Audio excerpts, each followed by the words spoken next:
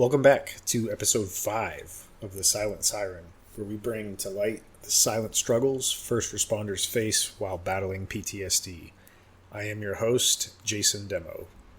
Today's episode is entitled Feeling Unworthy of Your Mental Health Diagnosis. And we will get into that shortly, but first we will start every episode like we always do with a recent story from my personal mental health journey. And this one is kind of funny and fun this week, and I think that's kind of good to do from time to time, but I actually think it really illustrates how a normal brain is wired versus a brain like mine that is suffering from PTSD. But my wife and I, we live on a little bit of land, and last week I was doing some work on our front gate. My wife had decided to tag along with Ratchet and one of our other dogs, and so she had jumped in the side-by-side with us and rode down to the front gate. And she sat there, and we were just kind of chatting while I was doing the work on the front gate area, and when I was finished, I hopped back in the side-by-side with her in it to drive back to the house. And a while back, I installed a solar gate opener on our front gate because it's just not fun constantly jumping in and out of your vehicle to open and close the gate to your property every time you leave and every time you return. And it's especially annoying when the weather's bad, when it's like snowing or thunderstorm, like severe rain or whatever. So yeah, I did that a while back. But I got back in the side-by-side with my wife, and I picked up the remote to the gate, and I turned to her and I said, "You want to play a fun game that I play all the time?" And I was smiling and holding up the gate remote so she could see it in my hand. And my wife, she knew immediately what I was suggesting, and she emphatically said no. And I was like, "Come on, it'll be fun. I do it all the time. Come on," like trying to convince her. And then I just pressed the button to close the gate. And just to paint kind of the picture for you, the side-by-side was outside of our gate when I pressed the button. And so we needed to get back inside our property before the gate closed. So I pressed the button and I quickly dropped the side-by-side into drive and I floored it. And this is the game that I like to play all the time by myself because I'm weird like that. I like to press the button to close the gate and then just try to race the gate with the side-by-side, try to race through the rapidly closing gate without crashing into it and causing damage to the side-by-side or the gate. And this is just a stupid game that is eventually going to cause damage to the side-by-side or the gate. But this is how my adrenaline junkie PTSD mind works after all these years. And I don't get to do dangerous things anymore now that I'm out of law enforcement. So I oftentimes look for some random thrill wherever I can find it. So whatever. Anyways, the gate starts closing and I floor it, and we barely squeak by. Like, I mean, we were an inch or two away from smashing into the gate when we flew by it. It was really close. And so we barely made it, and my wife is screaming as the gate's closing. She's holding one of our dogs in her lap, and Ratchet's in between me and my wife. And my wife is screaming, thinking we're going to just violently smash into the gate. And we made it, though. So we made it just barely, and I just start dying laughing. I was laughing uncontrollably, and like in between laughs and deep gasps, I was like, "Wasn't that awesome?" Just dying laughing. Like, it was hilarious. Well, it was hilarious to me. And my wife, she responded, she's like, "No, that was not fun. I did not like that at all." So 2 completely different reactions. And I know that that's kind of like a funny, cheesy, stupid story, but I share it because I think it really illustrates like how differently our brains can get wired when we have mental health issues. Like, there's a lot of people out there that are suffering from PTSD that used to do all kinds of crazy stuff or high-speed stuff, whether it was in the military or law enforcement or whatever, and we just need that spike of adrenaline.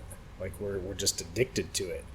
And that just kind of unexpected rush you get when there's some danger, and that thrill in some ways, at least for me, it kind of makes me feel a little bit alive.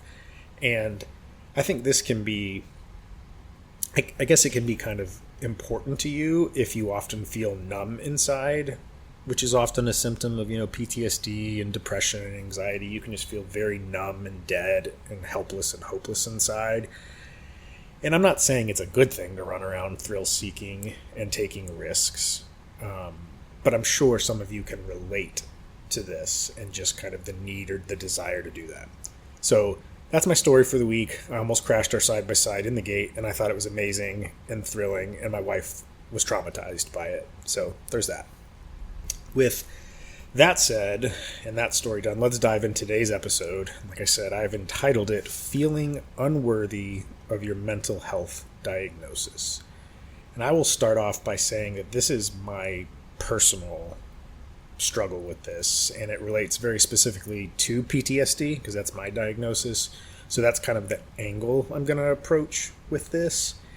And I think, even with that said, I think that this topic can be relatable to a lot of different mental health struggles and not necessarily just the diagnosis of PTSD. So if you don't have PTSD but you struggle with other mental health, keep on listening because I think you could probably relate to this. But to start off, I kind of want to go back to the last couple years of my law enforcement career. And I've told you guys in previous episodes that was kind of the time period, those last couple years of my career, and I was in for 9 years, but that was the time period when I really started to notice some negative changes in my life. That's when I started to notice things like I was having nightmares regularly. I was becoming very irritable and angry. I was extremely cynical about the world and people. I couldn't sleep at night. I had insomnia all the time, and when I did sleep, I had those nightmares. I was starting to have kind of flashbacks. I did a whole episode on this, I started becoming extremely hypervigilant, and I was anxious all the time, and just the list goes on and on and on. I don't need to list everything. But that was towards the end of my career, the last couple years. And unfortunately, at the time, I was not very in tune with kind of just the state of my mind or the state of my mental health.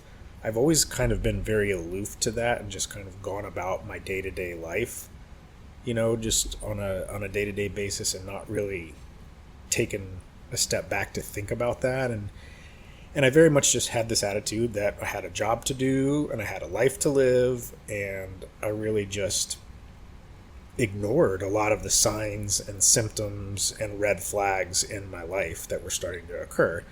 And up until recently, I've been terrible at being in touch with what my body and my mind are telling me. I've just really never paid attention to that and always ignored it and just move on, get through life.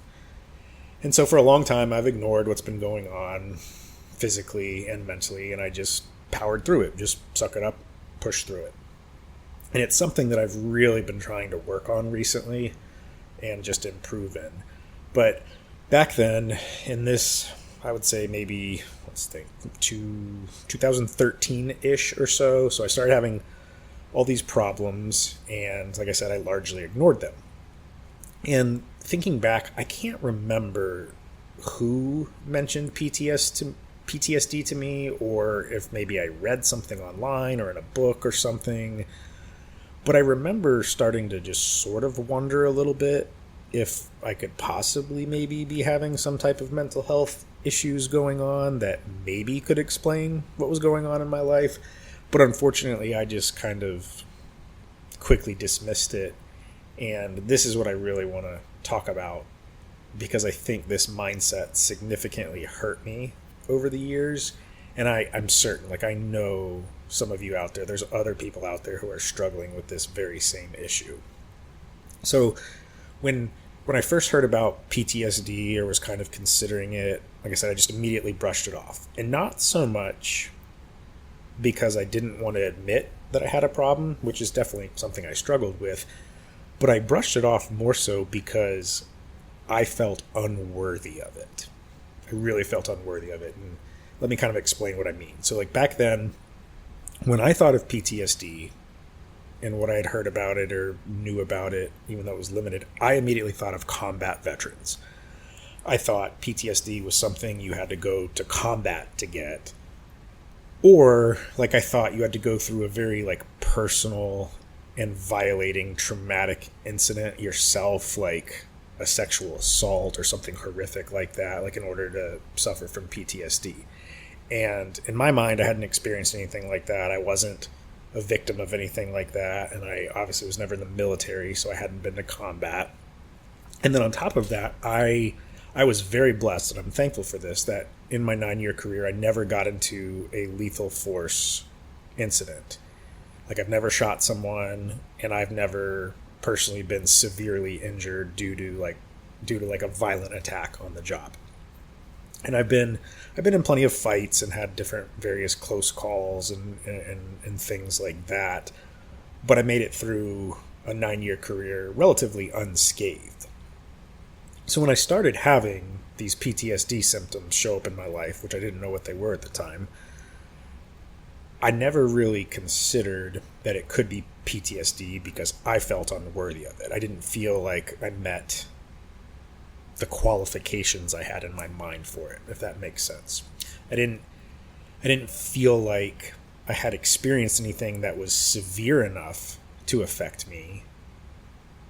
And looking back, it's crazy now that I think about some of the things that I had experienced, but I'd never been to Iraq and watched my best friend die in combat or get blown up by an IED. Like, I'd never seen the horrors of war. I never had to make a decision, like, do I kill this woman or child in combat that's carrying a bomb or a weapon, or just like all these horrific things that soldiers have to deal with in combat. And because I hadn't done any of those things, I felt completely unqualified, I guess you could say, like, of PTSD. So, like, I wasn't even willing to consider it as an option as far as what could be causing issues in my life. And if I'm being completely honest with myself and with you guys, I still struggle with this feeling today. I struggle with it almost on a daily basis. I often feel like an imposter because I see and I hear about all of these horrible traumatic incidents that veterans or even other first responders have experienced, or terrible things that just citizens have gone through. You don't have to be a veteran or a first responder to go through horrible traumatic incidents. And so I want to share with you some things that I've kind of learned along the way in this mental health journey, and things that people have told me personally. And I've told you guys before, I read and study a lot. And what I've learned more recently is that the average person sees 1 to 1.5, so let's just call it 1 to 2 traumatic incidents in their entire lifetime. So 1 to 2. And as far as first responders go, and I've seen numbers kind of all over the place for this, but kind of the average when I've looked at different studies or talking to my therapist or reading different things or whatever, the average first responder will see approximately 600 to 800 traumatic incidents over the course of their career. And I don't know if that considers it like a 20-year career, 25, 30, but still, we can all agree that's a lot. And I understand that those are broad numbers, and that can largely depend on where you work. Like, some agencies and departments are busier than others. We understand that. Like, you may work in a rural area or a massive urban environment. Call volume can be very different. Crime frequency and the levels and severity of violence can vary. And so, obviously, a lot of things can kind of skew those numbers in both directions, but you get the point. The fact is, a first responder is going to see a lot of traumatic incidents in their career, and it's certainly going to be much higher than the average person who will only see 1 to 2 in their lifetime. So the first point I want to make, if you're like me and you struggle to feel worthy of a PTSD diagnosis because you weren't in combat or you weren't in a shooting or whatever, The point I'm making is if you have responded to calls for traumatic incidents, you absolutely can develop PTSD. You don't need a lengthy combat resume. And a real quick disclaimer, and I know it sounds silly, but like, I'm not a doctor, I'm not a mental health or medical professional. I am simply sharing my experiences and the things that I've learned. I'm not trying to, nor am I qualified to make a diagnosis for you or for myself or for anybody. So please go to a professional if you need help. Like, I'm just trying to share my journey and hopefully help encourage some of you out there by sharing my struggles, my wins, and my losses and the things that I've experienced. But my point is, if you've been through any type of traumatic incident, no matter how severe you may or may not consider it to be, you absolutely can develop PTSD.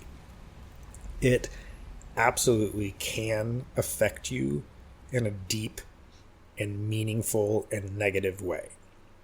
So let's get that point out of the way. And it's a big one because I struggled with it for years. And like I said, I still struggle with it today.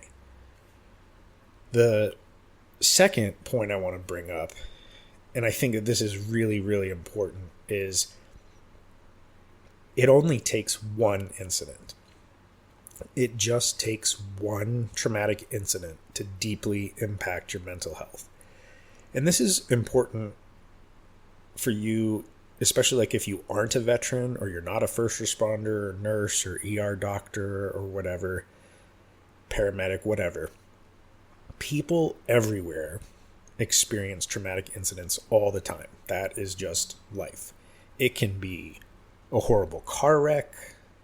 It can be something terrible that happened in your childhood. You could be the victim of a crime.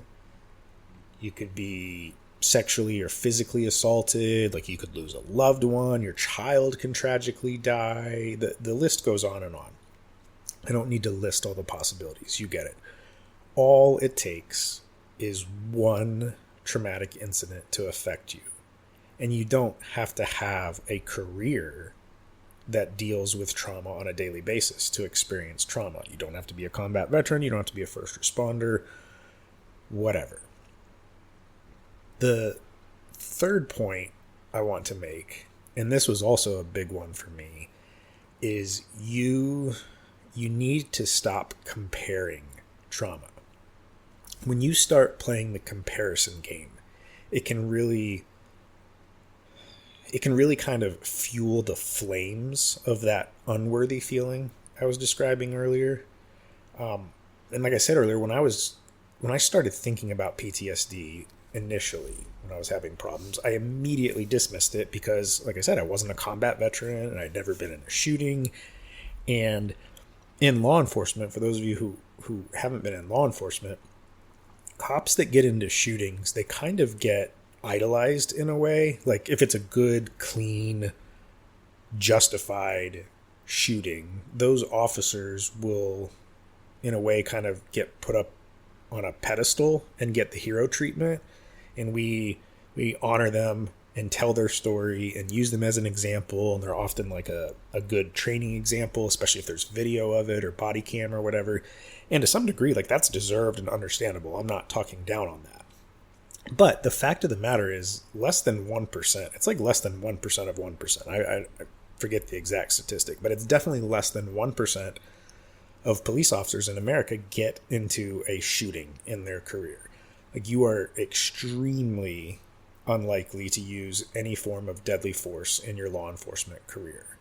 And so the ones that do, they are a very, very small minority of law enforcement.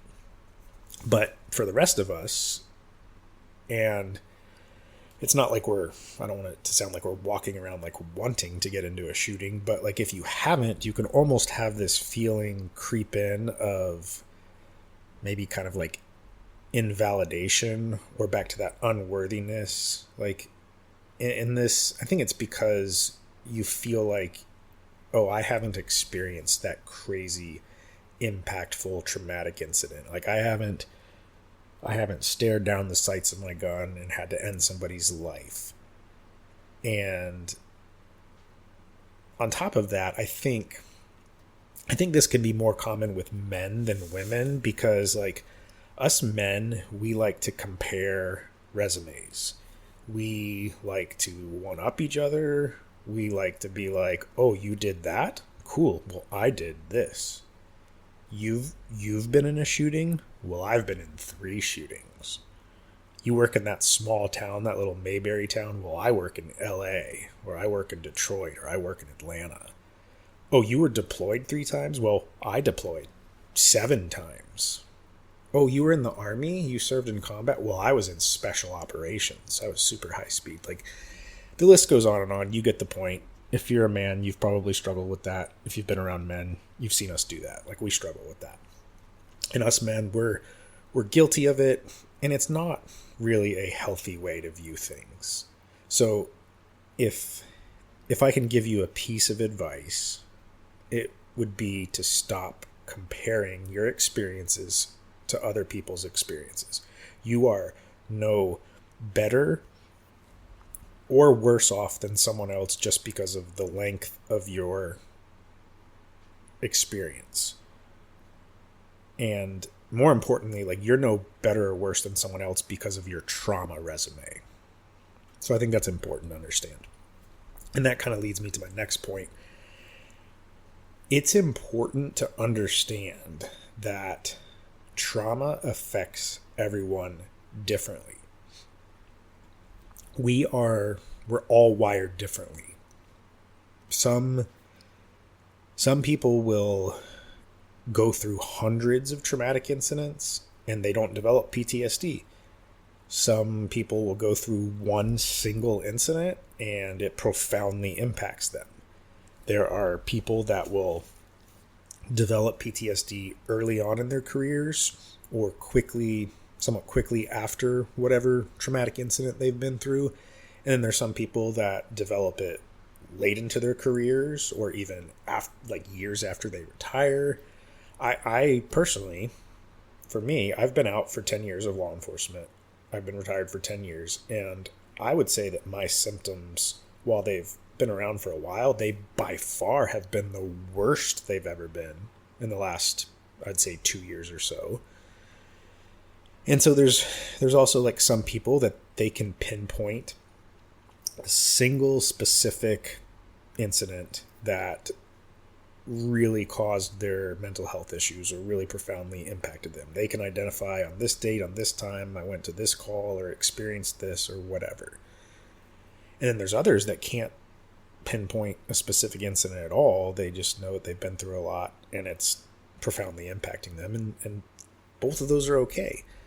Like, not that, I'm going to use this saying, and not that this is a joyful situation, but the saying goes that, comparison is the thief of joy. Comparison is the thief of joy. Like, we're definitely not joyful about these horrible things that we're dealing with and we've experienced. But when you start playing the comparison game, it can really impact you negatively and almost rob your joy. Not that this is joyful, like I said, but like, I've struggled with feeling unworthy or undeserving of my diagnosis, particularly when I start comparing it to what I know that other people have been through. And I think that's really important to understand that. And here's kind of a quick side story that I think maybe helps illustrate some of what I'm trying to communicate. I've told you guys that I have a service dog, Ratchet, and I would say this happens at some point every single week, and it happens nearly every single time that I'm in public with him somewhere. Someone will inevitably walk up to me. They will see me with my service dog. They'll look at Ratchet. They'll look at me, and they'll say, "Hey, thank you for your service." And I think that's because I kind of have the look. My wife says I have the look, but I'm usually walking around with jeans and a black t-shirt, some type of graphic t-shirt, and a baseball hat, and oftentimes cowboy boots, and I've got visible tattoos on my arms, and I'm in pretty decent shape. And then on top of that, I have a Belgian Malinois, Ratchet, service dog, with me.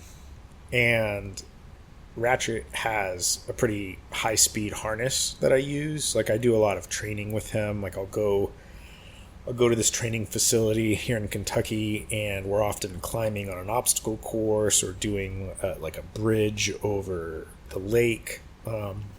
That's a bit sketchy, and we're pretty regularly like clipping into some type of safety rope or whatever. And so he has what you would kind of consider a tactical harness. Like, it's load bearing, and it's coyote tan, so it looks real high speed and tactical. And he's a Malinois, so he's like a well-known working dog breed. So all I'm trying to say is, like, I have the look, and I have the dog to match that look. And people will regularly come up to me and say, "Hey, thank you for your service." And every single time it happens, I quickly and emphatically respond, "Oh, I wasn't in the military. I was just a police officer." Like, I correct them. I'm very quick to correct people, and I don't ever want someone to think that I'm misrepresenting myself.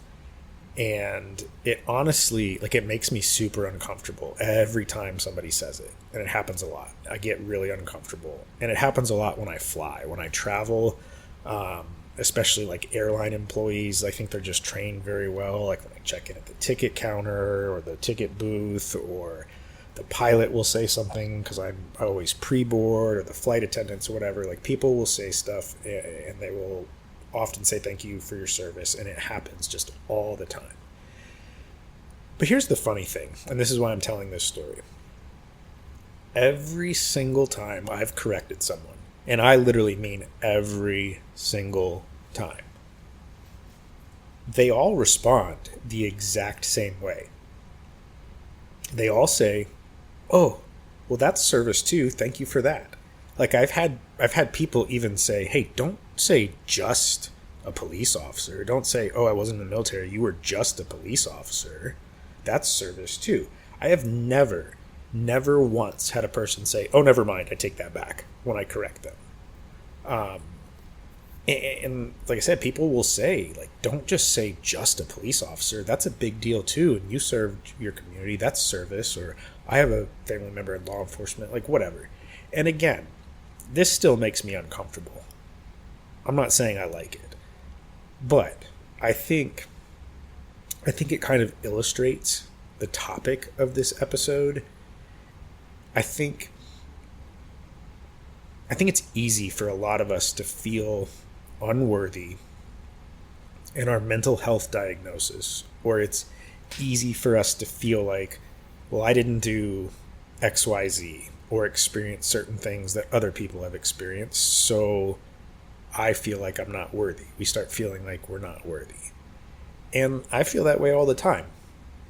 But now I've experienced dozens and dozens, probably hundreds of times at this point in the last couple of years, where people will still acknowledge my law enforcement career as service, even when I correct them. And again, I am not comparing it to veterans or military service, but I often walk around feeling like I didn't serve the way others have, or I haven't had the same traumatic experiences that others have. And yet, random strangers still want to be kind to me, and they acknowledge what I've done, even after I make it clear that, hey, I'm not a veteran and I didn't serve in that way.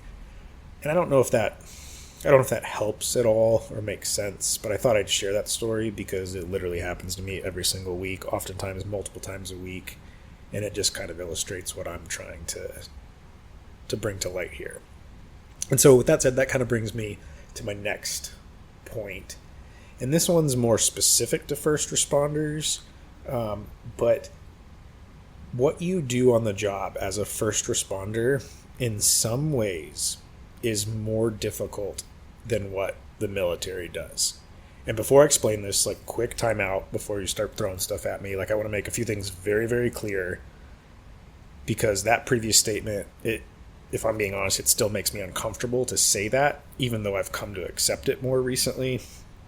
But first, like, this point, it was first brought up to me by veterans, by people either in the military currently or have served in the past, and it's been subsequently brought up to me by numerous veterans since the first time this was brought up. And I'm not making this claim on my own. I didn't come up with it. This isn't like the world according to Jason. This is what I've had military dudes tell me. I have had numerous veterans express to me that being a police officer can be a lot harder in some ways than being a soldier can be. And again, we don't want to compare things. I talked about that earlier. And I am not by any means minimizing what veterans have been through, nor am I saying that all aspects of law enforcement or any first responder job are more difficult than combat.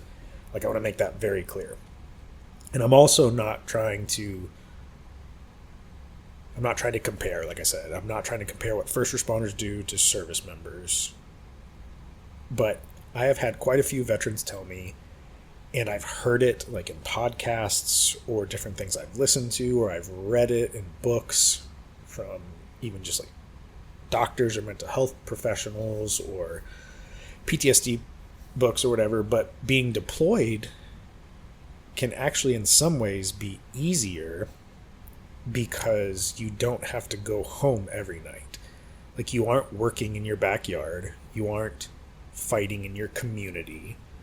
Like, a soldier gets to be in combat mode during their entire deployment, but a first responder has to go back and forth every single shift, every single day, going from work mode to family mode, work mode, family mode, work mode, personal mode, and try to go back and forth every day, and trying to turn that switch on and off while doing it in or near the community that you're a part of. Like, that's a really hard balancing act.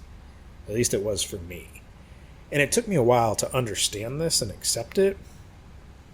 And again, make no mistake, there are all kinds of horrors that a soldier can experience in combat. But let's briefly talk about some of the things that first responders can face on a regular basis. And this is kind of more law enforcement aspect, but it really has to do with any first responder. But okay, the first obvious one is dead and dying people. Like, you are going to see the aftermath of violent crimes, shootings, stabbings, beatings, car wrecks, injuries, whatever. All the different things people call 911 for. You're going to see suicide calls. And I will tell you, suicide calls are often, at least for me, they were brutal. And not necessarily because of the manner of the crime scene, like and how somebody committed suicide, but they were brutal because of the aftermath with the family that was often present. Like, some of the most emotional people that I saw on the job were family members, families that were left behind by a loved one that had committed suicide. I have never heard the word why like yelled and screamed and cried out in the way that I did on suicide calls. I can, to this day, I can still hear some of the cries and screams in my head.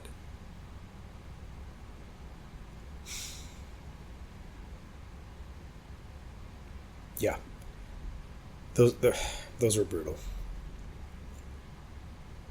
Another one is going to child abuse calls. Like, those are brutal too. I don't even want to talk about those.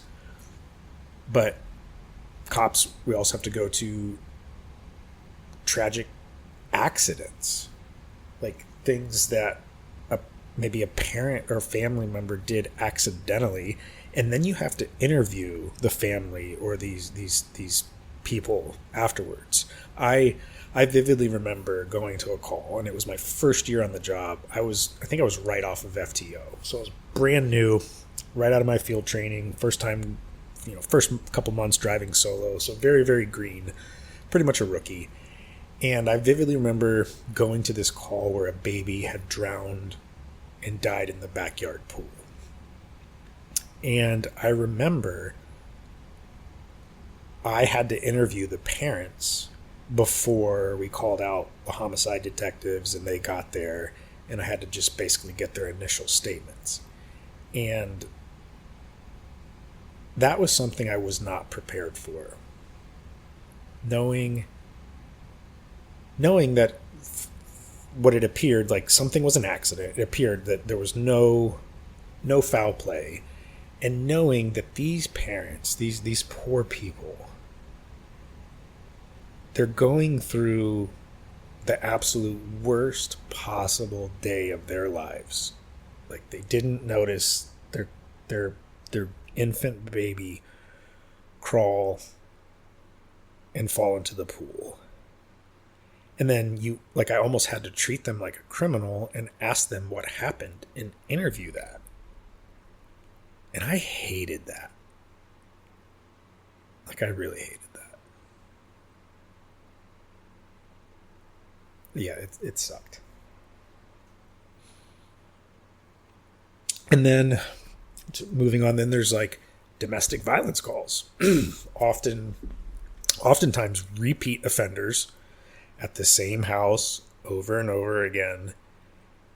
And then what's really bad about the domestic violence calls is seeing the kids. That was always the worst part, is seeing the kids and how it affected them, with mom and dad fighting and being violent towards each other, and seeing that over and over again, and just seeing kids who are the worst victims in domestic violence, just seeing it and how it affected them.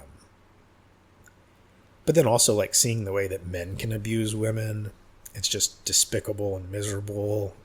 And like, I would often go to those calls and I would like see what the man had done to the woman, and then I would just hope the guy would resist. It's like, man, I really hope I get to beat the crap out of you. And so you get cynical and you hate that. But you see the worst of the worst in people every single day at work. And I explain it like this to people when I'm trying to articulate this. As a police officer, and I've said this to many people, every single person you deal with is having the worst day of their life. And it's the worst day of their life because one of two things is happening if you're dealing with somebody as a police officer. Number one, you're either arresting them and taking them to jail. And no matter how many times they've been to the jail, it still sucks. That's a bad day. That's like one of the worst days of their life. They are going to jail. That's not fun. Or you're dealing with a victim. Somebody has been the victim of a crime. And it doesn't matter if it's a small crime, like, oh, somebody just broke into their car and stole their purse, or all the way up to like a super traumatic, violent crime. It's a very violating experience for somebody. So you're either taking someone to jail or they're either a victim. And it's the worst day of their life. And I often will tell people too, nobody calls the police because they're having a good time. Nobody calls the police and is like, hey, we're having a birthday party. You want to come hit the piñata with the kids? Or, hey, we're having this gender reveal party. Would you like to come over as a police officer? No, people call the cops because something really bad has happened. So you deal with that. And then there's constant worry about yourself getting killed or severely injured. That's always in the back of your mind. I worried about that, but I worried more about doing something that would get somebody else killed or severely injured. Like, that weighed heavily on me. I didn't want to screw up and be responsible for somebody else dying or somebody else getting severely hurt. Like, okay, if I do something on my own and God forbid I get shot and killed on a traffic stop by myself or something, like that I could accept in my mind. Like, okay, if I go out like that, that's fine. But doing something that affected somebody else in that way, that was a lot of pressure that I had. Like, in the forefront of my mind. That wasn't even in the back of my mind. And another thing that first responders deal with, and I was literally just talking about this with a friend, a deputy that I used to work with at the agency that I worked at years ago. But I was telling her, like, we have probably watched, well, I'll just talk about me. I have probably watched at least a couple hundred, probably way more, at least a couple hundred police officers die. Maybe even more, way more than that. Like, when you're in law enforcement, let me explain this. When you're in law enforcement, you are regularly going to training classes and recertifications, and you're getting email bulletins, you're getting bolos, and you're getting all kinds of things fed to you where you watch either it's a dash cam or a body cam video or some type of surveillance footage, wherever the incident happened, of a police officer getting killed. And you watch these to analyze them and learn the training points from them. And so while I may not have watched like a fellow officer, like a friend die next to me or in my arms or whatever, or watched a buddy die in combat, I've seen a lot of police officers die on a screen. And that will still affect you.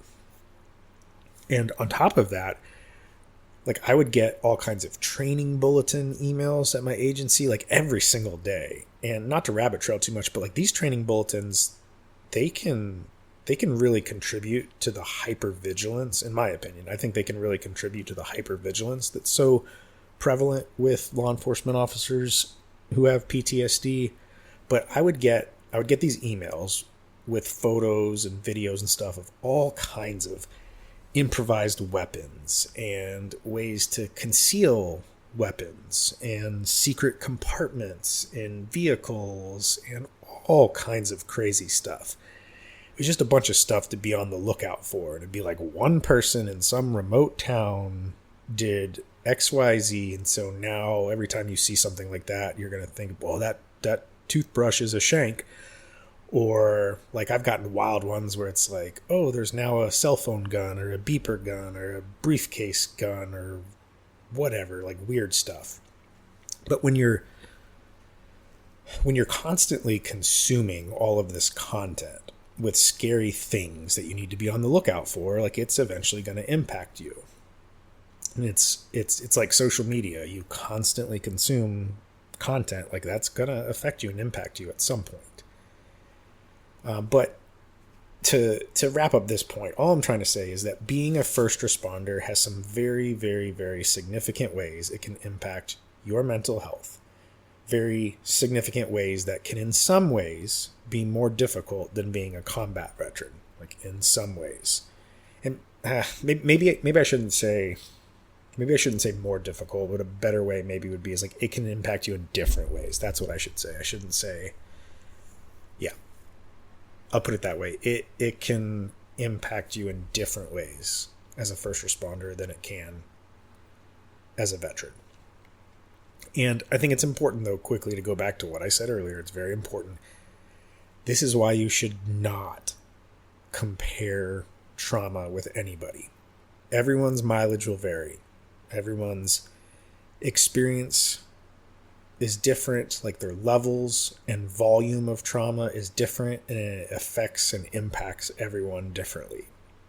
Being a veteran or a first responder or just a citizen that's a victim of a crime or child abuse survivor or you experienced a family tragedy, whatever, all of those things can deeply impact you and cause you to have mental health issues. That's what I'm trying to say. And don't compare. So I want to wrap this up before it gets too long. And I want to kind of wrap it up like I always do and offer you some encouragement. And I'm going to say what I always say. I don't have this figured out. I don't have all the answers. I often still struggle with this feeling of unworthiness.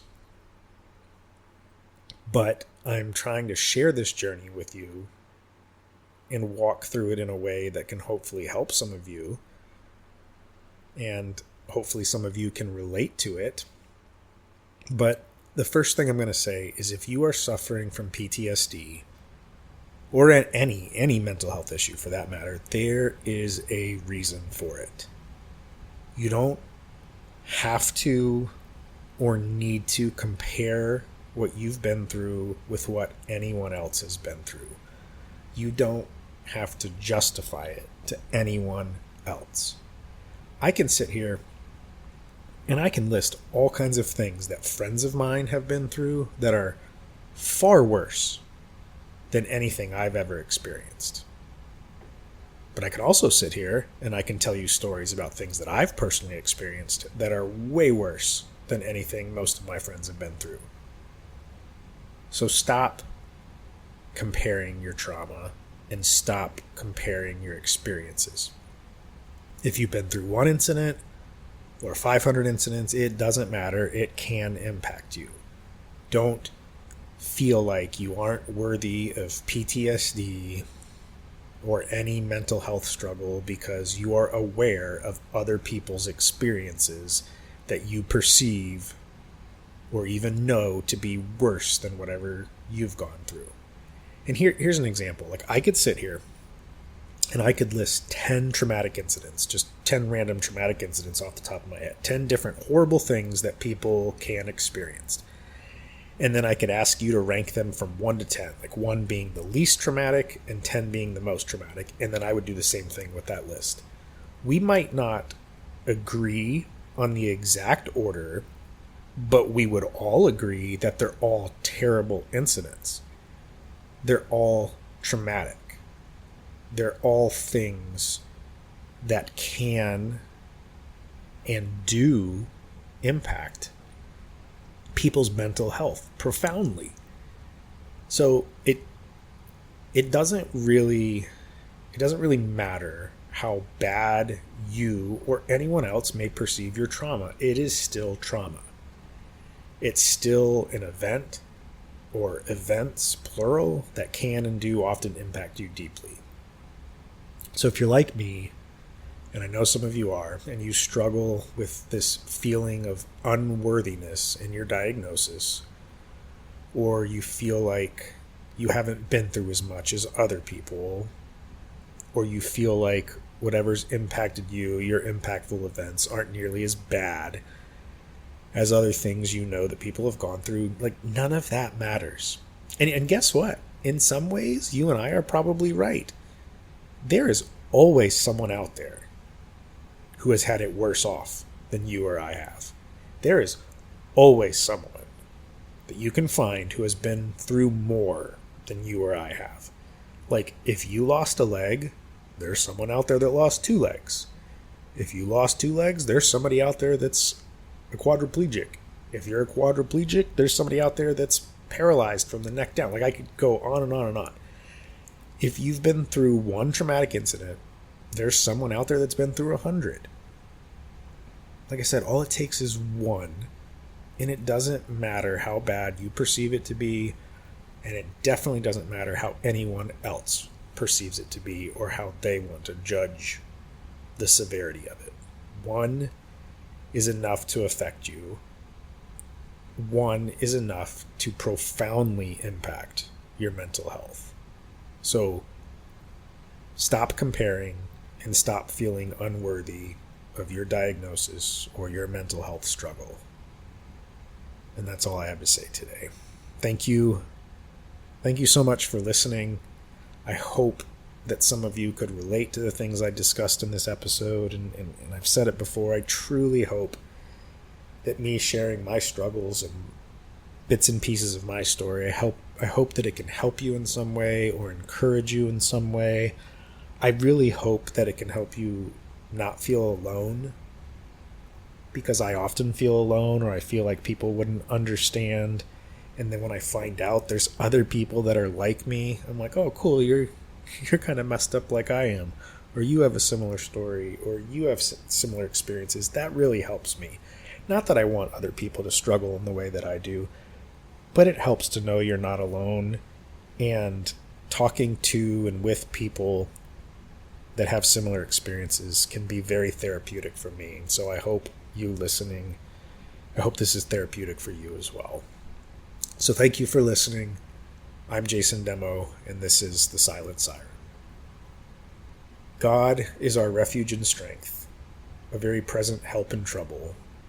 Therefore, we will not fear, though the earth gives way, though the mountains be moved into the heart of the sea, though its waters roar and foam, though the mountains tremble at its swelling. Psalm chapter 46, verses 1 through 3.